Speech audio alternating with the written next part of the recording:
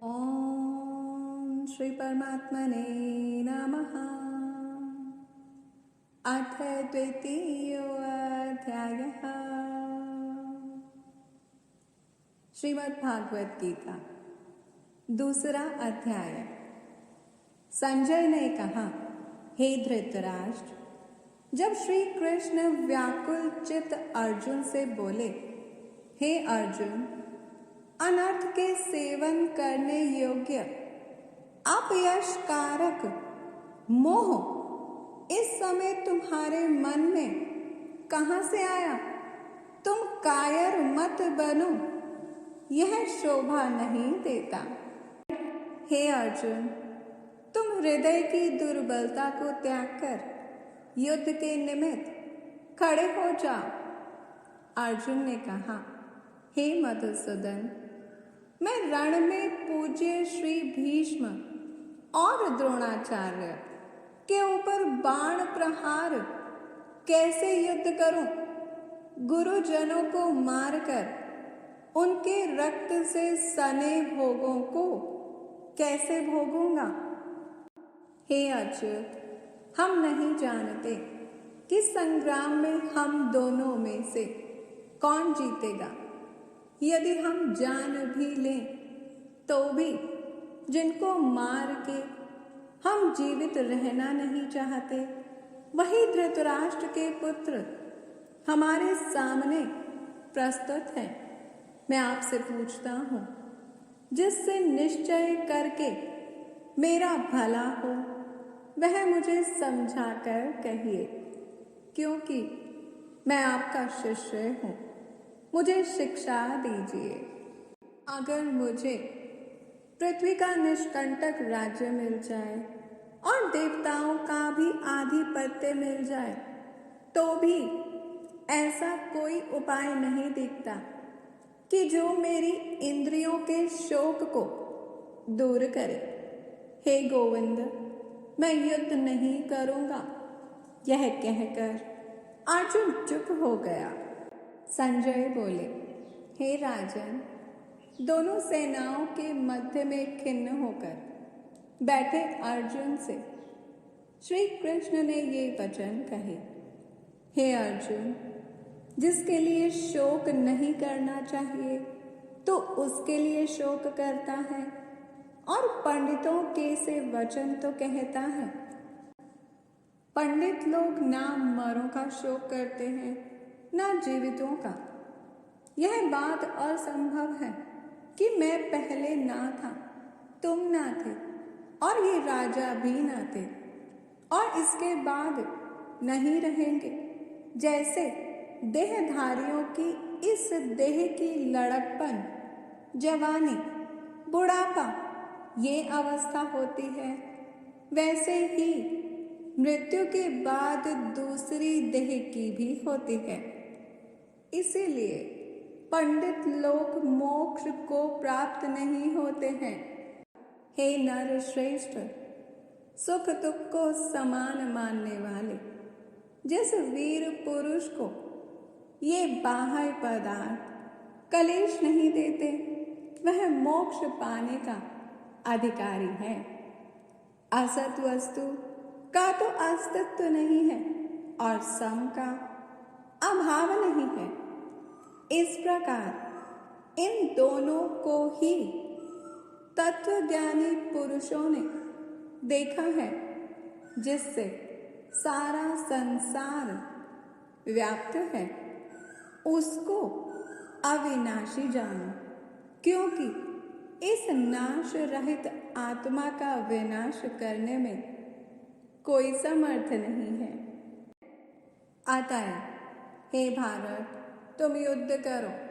जो पुरुष इस आत्मा को मारने वाला तथा जो मरने वाले मानते हैं, वे दोनों ही ज्ञानी नहीं हैं, क्योंकि यह आत्मा ना मरती है ना मारती है।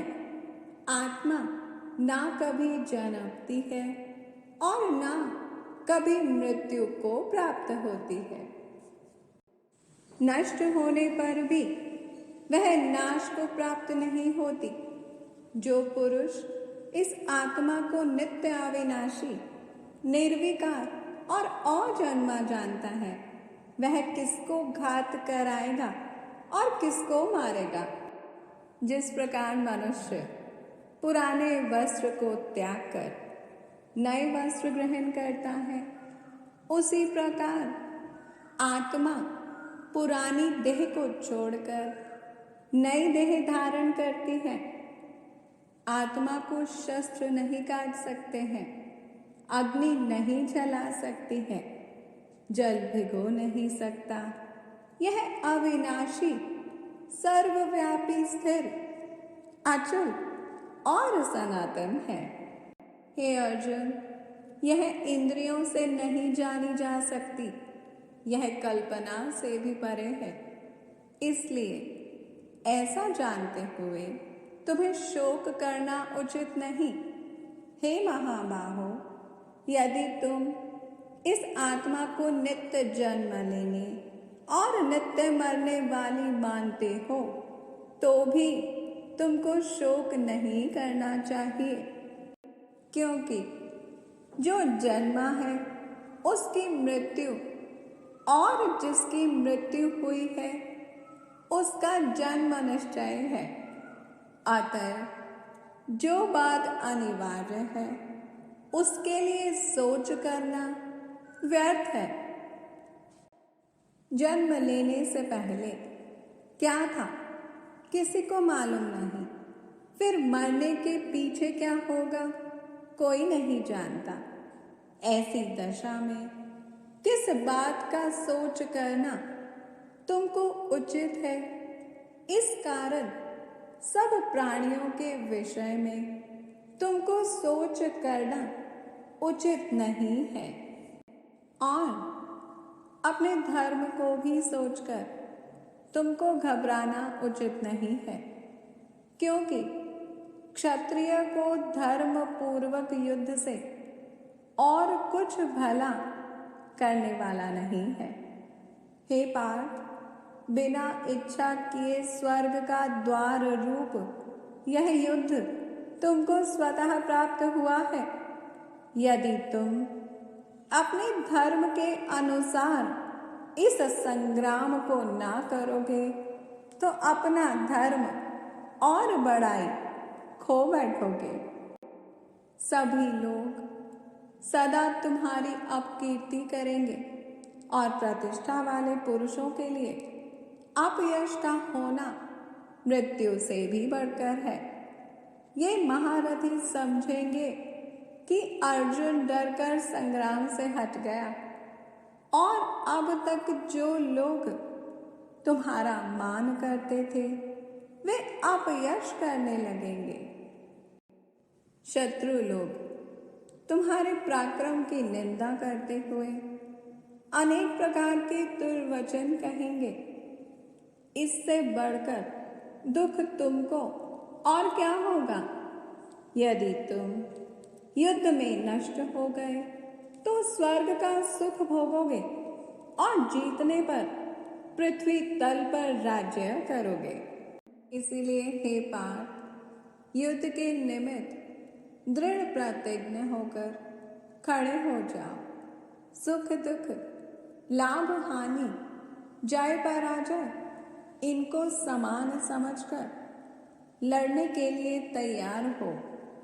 ऐसा करने से तुम पाप को प्राप्त नहीं होगे।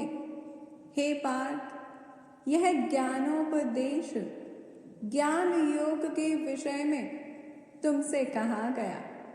अब निष्काम कर्म योग के विषय में सुनो। जिस ज्ञान को पाकर कर्म बंधन से तुम्हारी मुक्ति होगी।